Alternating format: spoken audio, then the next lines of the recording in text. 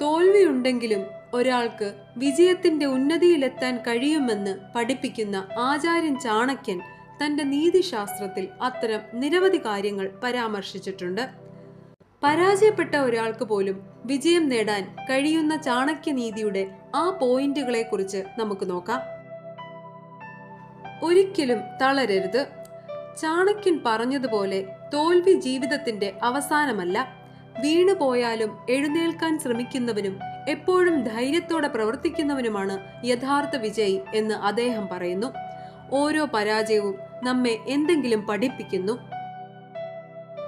തോൽവിയിൽ നിന്ന് പഠിക്കുക. ഓരോ തെറ്റും ഓരോ തോൽവിയും ഒരു പാഠം ഉൾക്കൊള്ളുന്നു. ഒരു വിഡ്ഢി തന്റെ തെറ്റുകൾ ആവർത്തിക്കുന്നു, അതേസമയം ഒരു ജ്ഞാനി അവയിൽ നിന്ന് പഠിച്ച് മുന്നോട്ടു പോകുന്നു. ഈ ശീലം ഒരു വ്യക്തിയെ ഭാവിയിൽ ശക്തനാക്കുമെന്ന് ചാണക്യൻ പറയുന്നു. മനസ്സിനെ കീഴടക്കാൻ പഠിക്കുക. ഒരു വ്യക്തിയുടെ ഏറ്റവും വലിയ ശത്രു സ്വന്തം മനസ്സാണ്.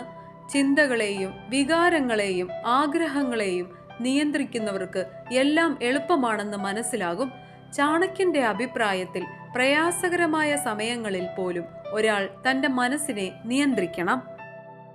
നിങ്ങളുടെ പ്രവൃത്തികളിൽ ശ്രദ്ധ കേന്ദ്രീകരിക്കുക. ഫലത്തെക്കുറിച്ച് ആകുലപ്പെടാതെ നമ്മുടെ പ്രവൃത്തിയിൽ ശ്രദ്ധ കേന്ദ്രീകരിക്കണമെന്ന് ചാണക്യനും ഗീതയും പറയുന്നു. നമ്മുടെ പ്രവൃത്തികളിൽ ശ്രദ്ധ കേന്ദ്രീകരിച്ചാൽ ഫലങ്ങൾ യാന്ത്രികമായി മെച്ചപ്പെടും. ഫലത്തെക്കുറിച്ച് ആകുലപ്പെടുന്നത് മനസ്സിനെ ദുർബലപ്പെടുത്തുമെന്ന് ചാണക്യൻ ഓർമ്മപ്പെടുത്തുന്നു. ശ്രമിച്ചുകൊണ്ടേയിരിക്കുക. ഏതൊരു മേഖലയിലും വിജയം തൽക്ഷണം വരുന്നില്ല. ചെറിയ പരിശ്രമങ്ങളുടെ ഫലമാണിത്. ഒരു വിദ്യാർത്ഥി ദിവസവും പഠിച്ചാൽ തീർച്ചയായും പരീക്ഷകളിൽ വിജയിക്കുമെന്ന് ചാണക്യൻ പറയുന്നു.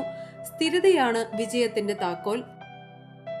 അറിവ് നിങ്ങളുടെ യഥാർത്ഥ ആയുധമാക്കുക.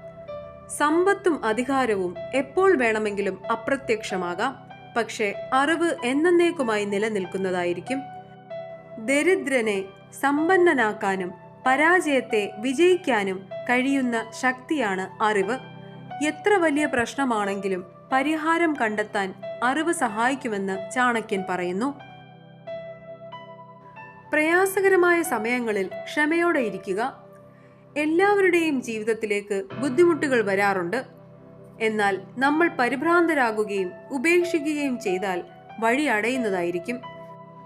ക്ഷമയോടെയും സംയമനത്തോടെയും പ്രവർത്തിച്ചാൽ എല്ലാ പ്രതിസന്ധികളും പരിഹരിക്കാൻ കഴിയുമെന്ന് ചാണക്യൻ നമ്മെ ഓർമ്മപ്പെടുത്തുന്നു.